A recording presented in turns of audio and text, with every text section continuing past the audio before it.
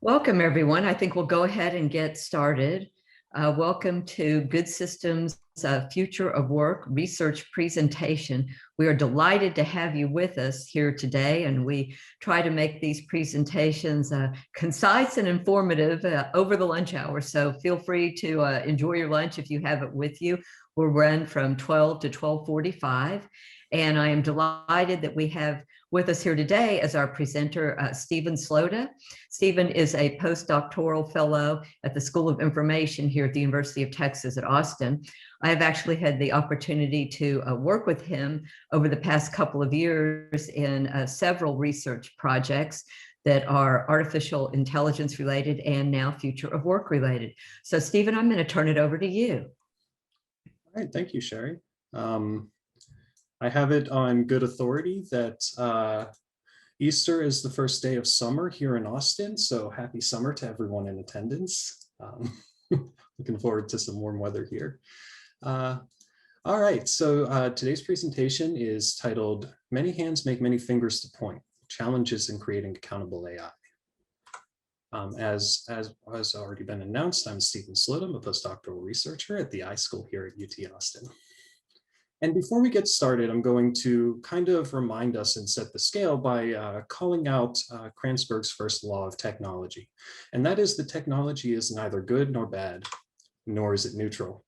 And this is a reminder for us when we're talking about the space of accountability and even in the future of work that we're looking at technology and sociality together and among each other, that we can't kind of isolate the consequence of technology to the technical features of the technology itself, nor can we isolate it, as I'm sure many of you already agree, to the social factors of the deployment of technology. Rather, technology becomes good, bad, neutral in context, in social context, and in the context of work. And it's from that that we're kind of developed the motivation for this analysis. Worldwide, we're seeing, and especially in this nation, but worldwide, we're seeing an increasing reliance on AI, and especially the products of AI.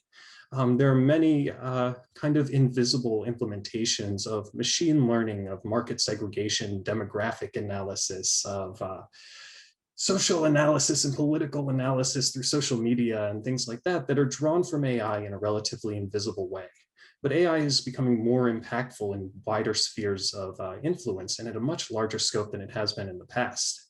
And in a similar fashion, in part because of that invisibility, but also in part because of the complexity of its operation, AI is increasingly autonomous and increasingly obscured in its methods and its operation to the people who are making use of it. AI is innovating at a frantic pace, with novel implementations coming out on a daily, monthly, yearly basis, such that AI law and AI policy, the regulation and the legislation that helps us to account for the impact of technology in the world, is proceeding at a relatively slow pace in comparison and is having trouble maintaining relevance as AI innovates, as AI changes, and as AI grows. So in light of this, we formulated some driving questions for this analysis. To what extent and how do AI researchers consider future accountability when designing AI systems? How do policy and legal experts think about accountability in the context of the increasing use of AI-based systems in society? And what can we learn from putting into conversation the perspectives of these AI researchers and these policy and legal experts? To do this, we performed 26 semi-structured interviews with an interdisciplinary group of AI stakeholders. Stakeholders in this case we defined as anyone who has a role in research, design, legislation, regulation, or advocacy around artificial intelligence and machine learning. We initially selected participants according to their visibility and prominence in the field, in their own field, and their engagement with AI. Our first interviews were done with technology stakeholders. And through these interviews, we identified 6 specific use cases intended to address the knowledge asymmetry between those who are in policy and legal fields compared to the knowledge of the scope, capacity, and extent of specific technologies that were presented by our technology stakeholders. In doing this, we tried to present a restricted and specific view of AI technology such that our policy and legal stakeholders weren't tripped up by not knowing exactly how the technology operates, exactly what its capacity is, and exactly how it works. Following from that, we used thematic analysis to inductively identify interview transcripts and picked out a number of themes. For this, we're talking largely about the theme of accountability.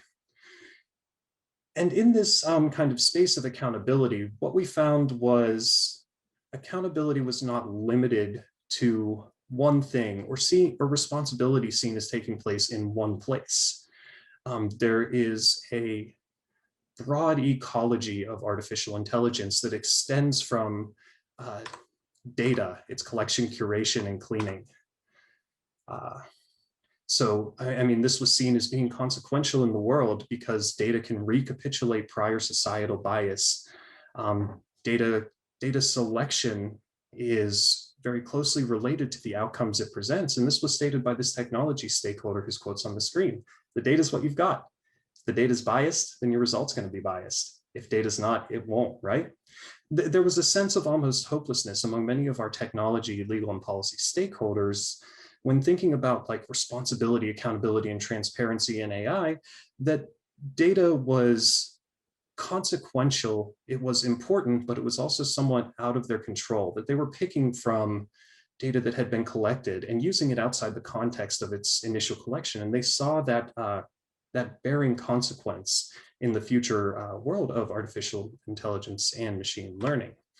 Similarly, the design process, which has gotten a lot of attention in the fair, accountable, and transparent accountability algorithm design space. And it's kind of the embedded values, the idea of transparency, interpretability, and algorithms were all called out by our participants, especially like considering the complexity of design with an eye towards the future and an eye towards societal impact rather than technological proficiency. As stated by this technology stakeholder, I think the most challenging question is first, how do you get it right? In a given case, how do you write the algorithm properly? And if that's possible, how do we train it? And how do we properly operate it? And might I add, how do we safeguard it? So design was seen as another very influential point of inflection on the eventual consequence and impact of AI. Similarly, regulation, law and legal precedent, organizational and government policy, and the kind of broad ecology of standards that exist in the world was seen as having a similar impact, and was also seen, as I mentioned in the kind of framing of this presentation, as not quite keeping up with the assumptions and realities of the technology that's being put into place. As this quote says from a policy or from a legal stakeholder, in the case of an autonomous vehicle, you don't have a driver, so where does fault lie? Where does responsibility and accountability lie? And the stakeholder was pointing out that much of our laws, our regulation, and our kind of structures of accountability built around driving assume a single individual driver with significant and near total agency of how their car is operating. When you begin to introduce something like AI-driven autonomous vehicles, it's hard to identify who the driver is for the purpose of its fit in those laws. And it significantly complicates the landscape of responsibility and accountability when there are so many people making so many minor moments of agential inflection on the eventual consequence and the eventual operation of how these work.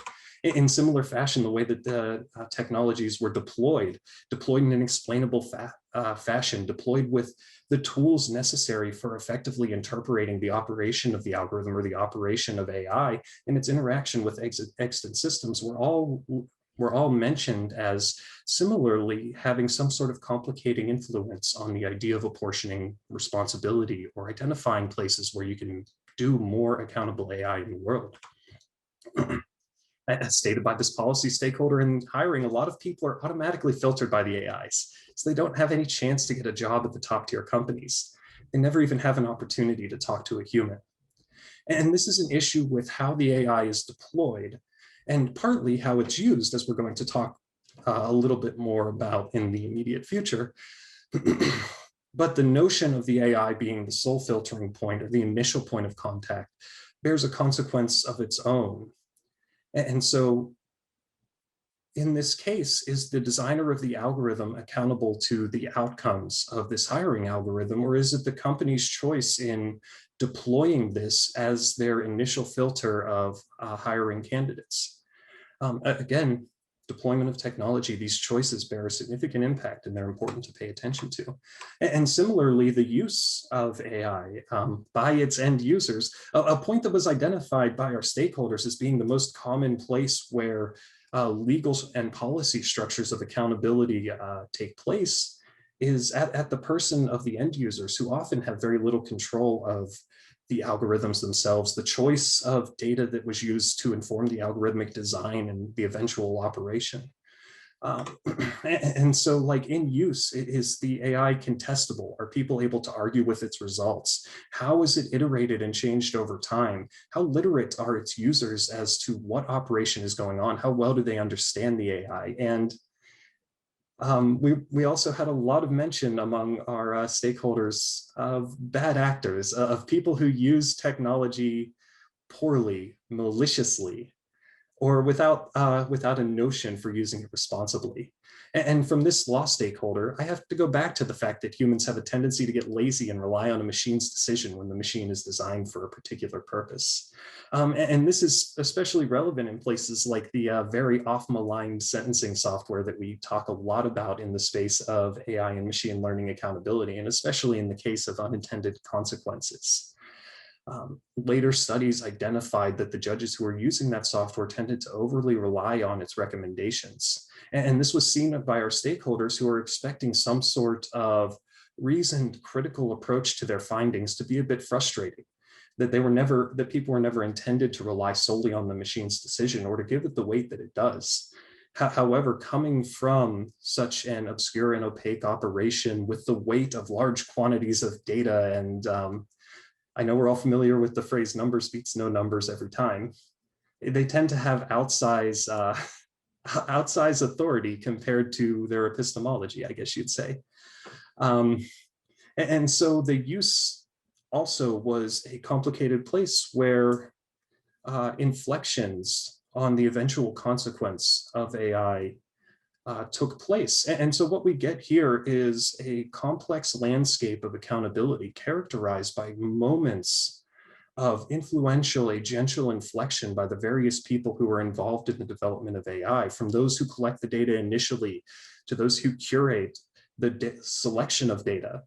As mentioned for the sentencing software I talked about just before, is it valid to compare data drawn from different legal regimes of sentencing, which have their own guidelines, which have their own requirements, and which have different laws as to the scope of sentencing and the nature of recidivism through different prisons, different policies?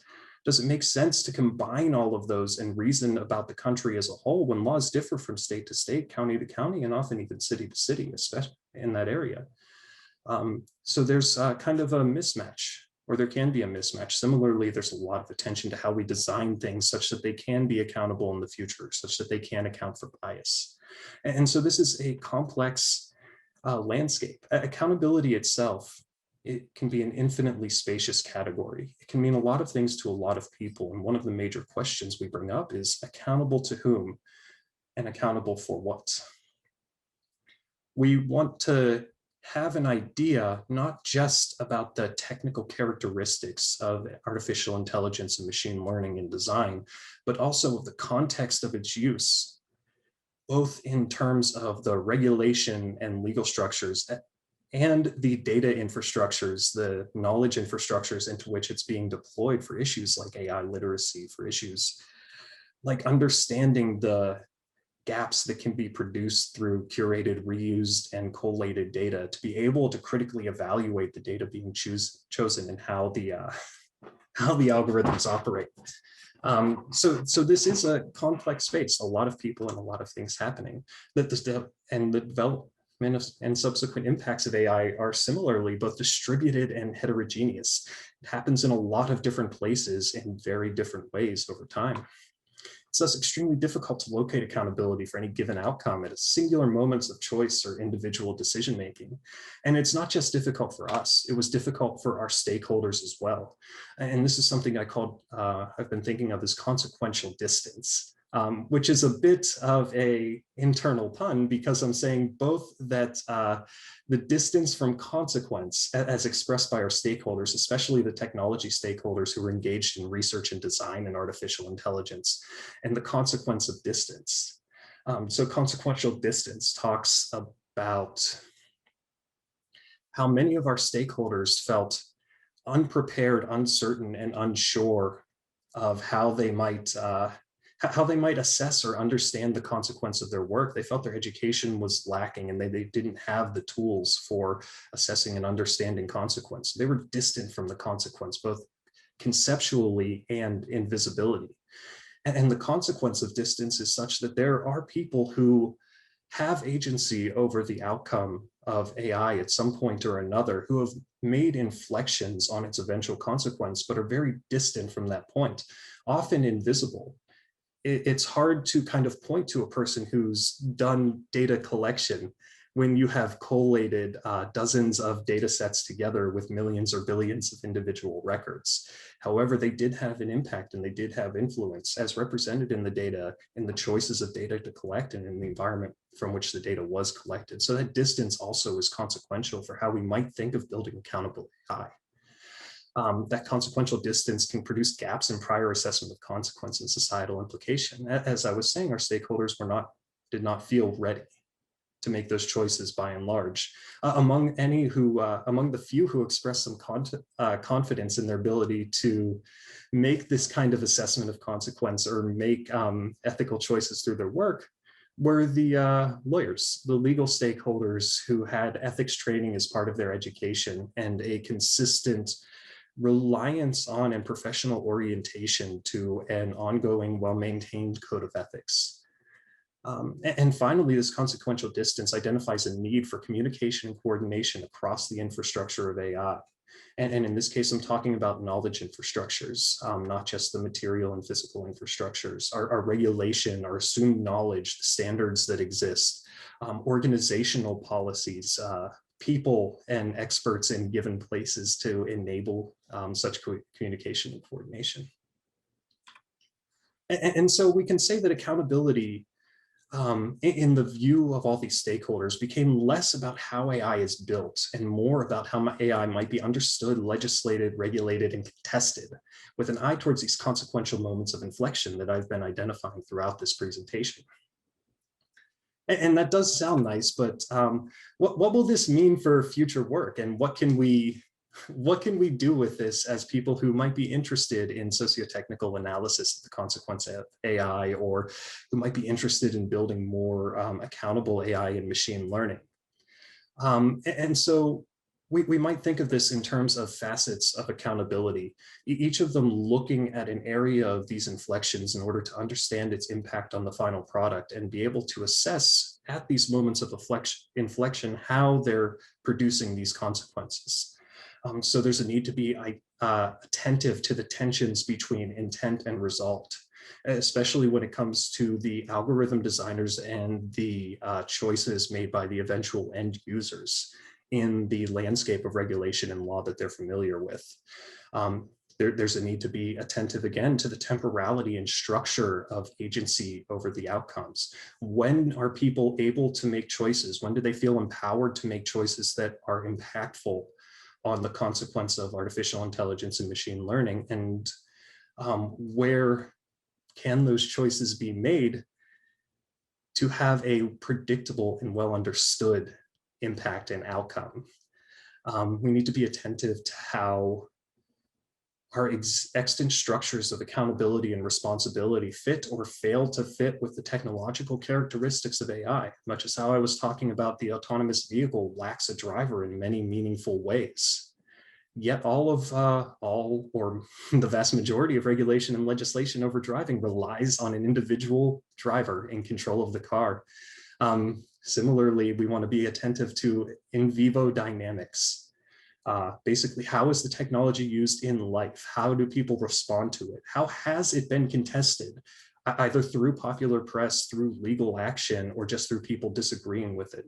All very important factors to consider. And finally, the infrastructural dynamics. Where is the data coming from? How is it being curated, collated, cleaned, and prepared? What organizational policies and landscapes of standards exist into which AI and machine learning is being implemented?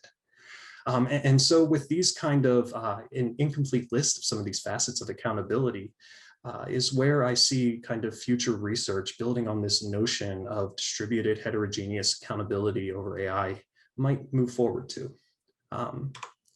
Thank you, everyone. And thanks to our research team, Ken Fleischman, Sherry Greenberg, Nitin Verma, Brennan Cummings, and Len Lee.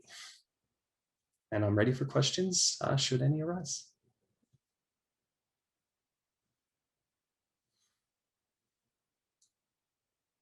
Sherry, you're muted. Thank you very much, Stephen. I really appreciate that thorough and thought-provoking presentation. And I should mention that not only am I here, but Professor Ken Fleischman, who is a professor at the UT School of Information. Ken and I were PIs on this, as well as the other participants, I think, who were involved, who were noted on the slide.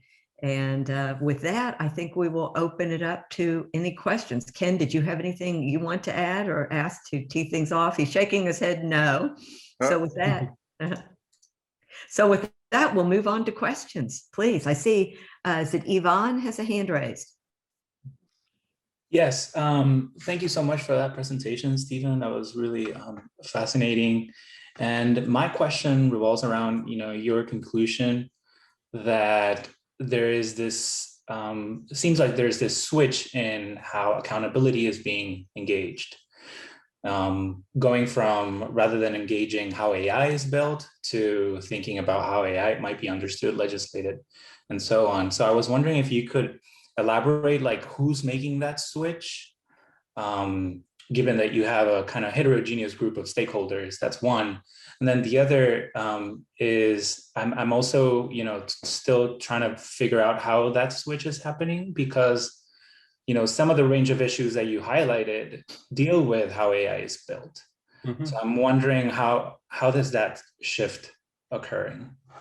It might be better to say that it's no longer concerned exclusively with how AI is built, but also there's a lot of very good work going on in fair, accountable, and transparent algorithmic design, public interest algorithmic analysis, critical algorithm design and testing. There is a lot of work going on in that technical space, but one of the things that came up through the interviews and through having conversations about consequence and how to understand the consequence that AI is having is a recognition that that focus is becoming increasingly appropriate in terms of avoiding some of the negative consequences of AI that our participants identified.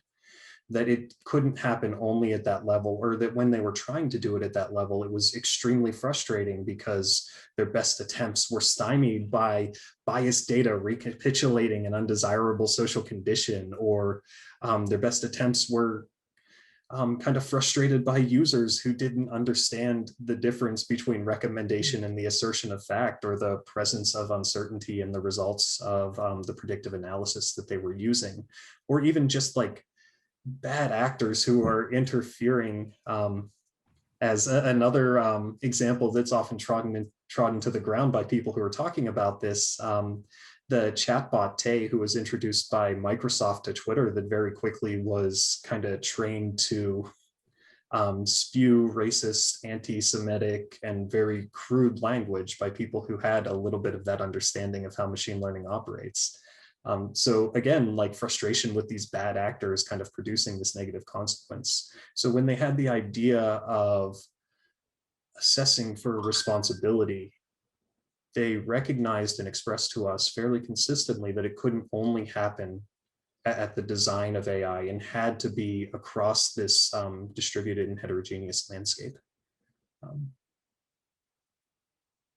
Thank you. Other questions, please speak up. Yes, Verena? Yes, thank you so much for the wonderful presentation, Stephen. Really love the work that you guys are doing. Now, when we're thinking about taking AI recommendations into clinical practice, which I think is very powerful in terms of how quickly it can incorporate new data, et cetera, and just widening the ability to synthesize data and see the full picture of a patient.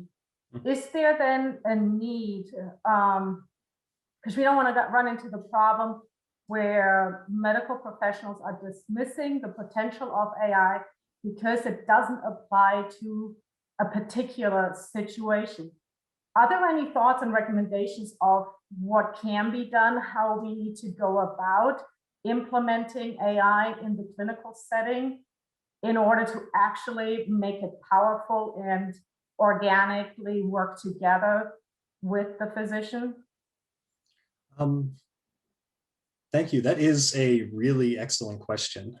And I guess I'd start by kind of pointing back to, and forgive me for the lack of specificity in this reference because my mind is blanking on both the exact project and the author, but study of expert systems, diagnostic expert systems in clinical practice, where they found that in the attempt to use these expert systems to aid in diagnosis, the physicians they were working with very quickly learned how the kind of first order logic of that expert system progressed and began to game the system and to game it, to work its operation, to put in the right things to get towards the diagnosis that they were hoping for. And that where they found utility, it was in areas where they really lacked that knowledge, and it was a point to more research and more consideration, more so than just assuming the diagnosis of the machine was correct. And so for implementing AI in clinical practice, I would say it would be most effective if you have a group of physicians using it who would have the knowledge to game the system in a similar way, or at least to sufficiently understand its operations so that there can be an accurate assessment or understanding of the uncertainty in its predictive analysis when it's informing those decisions. Ideally, AI is just another tool for us to understand very large sets of data, especially in the context of machine learning.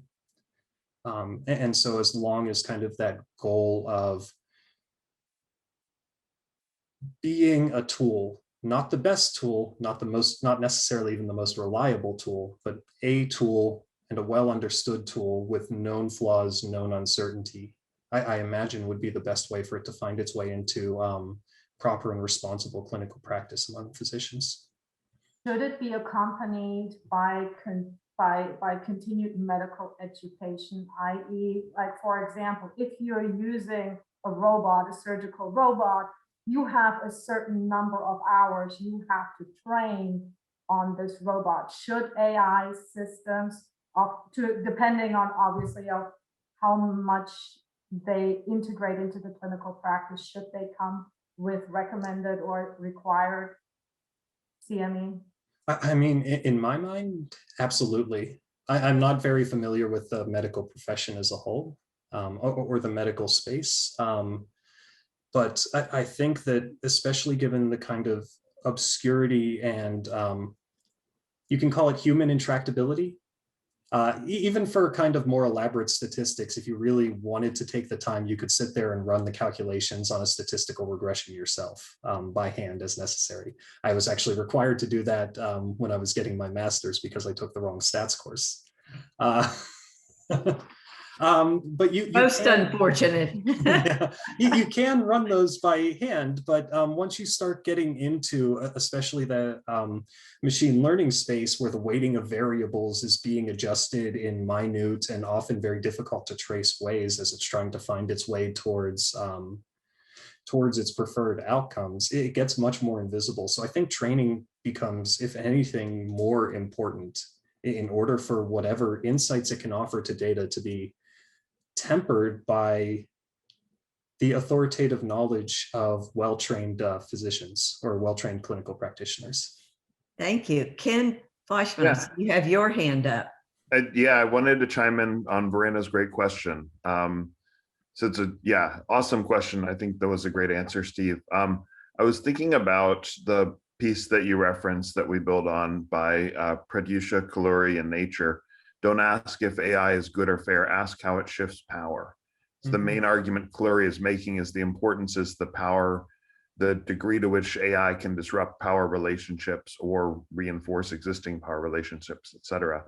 So I was thinking about a study that Christian Simon did, where he was embedded in a laser surgery clinic for brain tumors.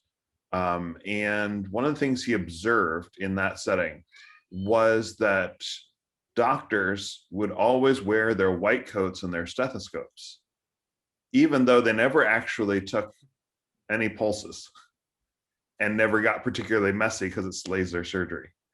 And what they were doing was, so there was an interesting element to this, which is the doctors became dependent on the technicians. The doctors couldn't operate, they couldn't do anything without the technicians. They needed the technicians. They knew that, they knew the technicians knew that, but they wanted to be able to exert their medical power symbolically by wearing their white coats and their stethoscopes. So that was an instance where they were still keeping those artifacts of power for that purpose. You can also see with the adoption of EHRs that a lot of physicians and a lot of practices have been resistant. It's fascinating because the Compass example that Steve gave is, sort of the opposite direction, how lawyers have kind of judges, excuse me, how judges have too readily accepted the recommendations of the AI-based systems. So figuring out how to get the right calibration of giving the right credence to the AI-based guidance, not ignoring it or fighting against it, but also not taking it as incontrovertible and overcoming all of their years of expertise and their observations. And yes, CME, continuing medical education, is a good example of how I think every career, as AI is more and more integrated, I think we have to meet halfway. It can't be fully the responsibility of every doctor, every judge, every highway engineer to become an AI expert. But we do need them to sort of get more knowledge and training of how these systems work. And the flip side is that the systems, Steve was referencing the fact community. These systems have to be built to be transparent. They have to be built in ways that a fairly knowledgeable professional would be able to understand and kind of meet halfway. But it's a great question. To be interesting to see how this evolves in the future. Thanks. Yeah, and I would absolutely agree, Ken. One of the things that kind of showed up in the data, as well as from, I guess, my personal experience in the world, is the bigger risks. One of the bigger risks of AI is the way it has a tendency to displace other forms of authority and authoritativeness, and especially authoritative knowledge. You would assume judges have decades of legal experience, but still found that level of authoritativeness to be slightly displaced by the Compass algorithm, both in research and in observed practice. And so that kind of displacement of authority is something that recognition of the many moments of inflection and agency and good representation, good literacy of AI, which includes representations of its uncertainty and process, become much more vital in helping prevent that. Very thought-provoking, and I certainly think that the power dynamic is very, very important to consider. Carrie Stevens, I see you have a question. I do. Stephen, I really appreciated your presentation. We're doing a lot of work with humans who are annotating social media data. And what we're noticing is we're actually studying and observing them as they annotate that data.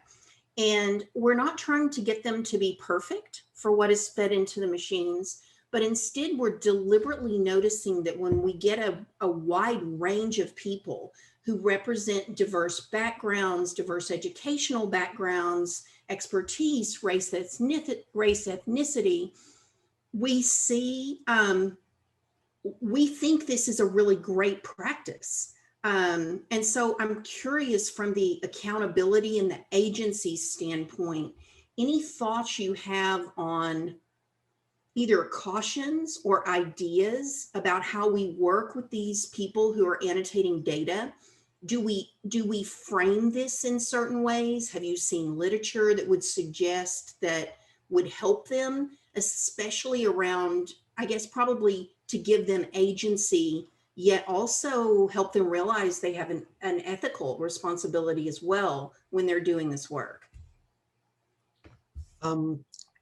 So I would call back to kind of the research that's done in value sensitive design, and especially some of the informed implementations of design work that takes into account the requests of value sensitive design. It's something similar to what you're already having your data annotators do, is that rather than trying to select, identify, and enforce from a research side the specific values that people are embedding or building into their technology, the kind of take up I've seen in a few really interesting places of the concepts of value sensitive design are when presenting design research or when presenting a design project, to be explicit, forthright, and transparent about the values you seek to design and the ways that you're building them into the technology itself. So I guess for the data annotators, it would be first sufficient training that they can recognize that their values become embedded in the technology work that they're doing, often in invisible and hard to trace ways, and often without their intent or without their strict knowledge. Then having them be thoughtful, reflective, and critical about the values that they want to embed into the technology that they're building, and how they would work through what a technology built towards that value would look like. And that might be a lot for someone who's just annotating data, but in order to get the best well-informed annotations, I think the sort of critical, thoughtful, and reflective practice that you're already encouraging is a really vital step for emphasizing that agency, and not just emphasizing it, but having a record of it that exists for later users. Should that data or your results be picked up by another researcher later, you want that to be presented, represented, and part of the data just as much as you want the metadata that you've produced, the tags that you've produced, and the findings you came up with to be part of it. Was that an answer? That's great. Super helpful. Great ideas. Very helpful. Thank you, Stephen. Yes, we our values are embedded within us, right? We're carrying them around all the time, to every conversation, to every position that we have. Ken, I see your hand up again. Yeah, thanks, Carrie. It's a great question. Thanks, Steve. That was a great answer. There was one other thing. This was long before I met Steve, so this is a decade ago. But I'd been involved in several research projects. We were automating content analysis, doing similar work, and the typical approach from a natural language processing perspective is to train the annotators first. So you have this elaborate coding guide, and you give people tons of examples, give them lots of rules to implement. It's almost like you're automating people and their coding practices in order to better train the computer. And it works fairly well from a technical standpoint, because we were using just simple off-the-shelf NLP algorithms. And we, basically the main limiter was human agreement. As soon as we got strong human agreement, we could fairly easily replicate that agreement, again, with non-innovative off-the-shelf techniques. So yes, exactly. So once you got the humans to agree, you could automate that content analysis. Now, the interesting thing is, I agree with your instincts, Carrie, that you're losing a lot by sort of training away people's values and training away their perspectives. And I agree with you, it's a feature and not a bug that we each have our own perspectives. So I put in the chat a paper, again, that we did a decade ago, where we took a very different approach. So we were looking at people's values. We looked at how they labeled through crowdsourcing. And we actually, instead of training one classifier, we trained two. So we're looking at, say, the value of universalism. So we trained one classifier on people who highly value universalism, one classifier, one that people that didn't highly value universalism. We were able to replicate a significant social science finding from the perspective of the people themselves who had agreed or disagreed with statements on a politically charged issue. We were able to replicate that.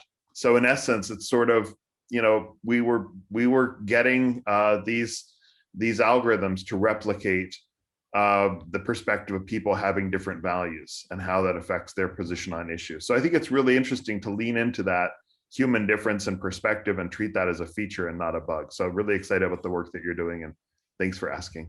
It is, because years ago, before I was doing this research on the Cisco project with Ken and Stephen, I had several projects with Congressional Research Service where I was analyzing the content of social media content. This was about 10 years ago, just to frame it, of members of Congress and the platforms that they were using and downloading from their official sites on Facebook and Twitter and YouTube.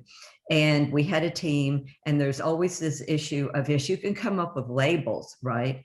But intercoder reliability, right? You come up with labels, but we still all bring our own, as we talked about, values, opinions. We may not think of them as opinions, but at some point they are, to making what we try to say are these very cut and dry decisions. Here's a label, right? Is this policy or not, this tweet? Well, you know, again, that's not so simple always. Carrie, did you have anything else? No, that's really helpful. I've already downloaded Ken's paper and the other paper that Stephen cited as well, because what we're seeing is that we deliberately have a group of people with all these different diverse backgrounds, ideas, attitudes, political beliefs, and very clearly their beliefs shape how they're annotating. Yeah, but just as how you code. It is. It's how you code. I mean, that's human nature. Right.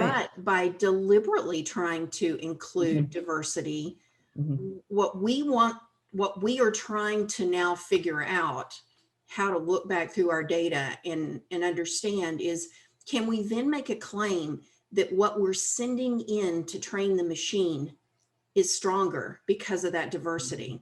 Even though it's not perfect, even though we're not feeding something that's easy necessarily for the machine to train, are we able to address certain forms of bias on the front end?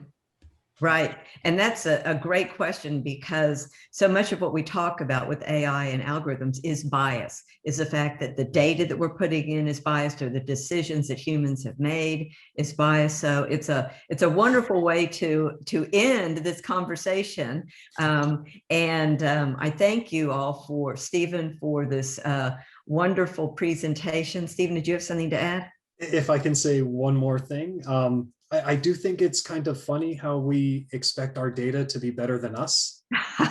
In the world that we can come up with data that is free of the biases and the prejudices and the assumptions that we phrase ourselves. Yeah. It's kind of a very optimistic view of what data can be, that our data can be better than we are and better than our history. Well, yes, it's ironic. It's ironic because data just doesn't organically spring forth, does it? Very, very good point. So thank you for your wonderful presentation.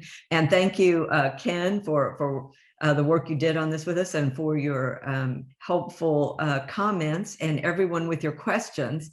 And Andrea, we are concluding. Do you want to announce we have a couple of more for this semester research presentations, right, Andrea? We may have lost. We do. Okay, good. We'll be, we will have a research presentation on the 19th. Folks from Dell will be joining us, and we'll be sending announcements about that and the GS activity, the network digest, this Wednesday. Wonderful. And then we'll have one more, I know, after that to conclude the semester, I believe in May, and we'll get information out on that, right, Andrea? Yes, Yeah. We'll send that out in the digest as well. Wonderful. Thank you all for engaging with us. We really appreciate it and hope to see you again virtually soon. Take care.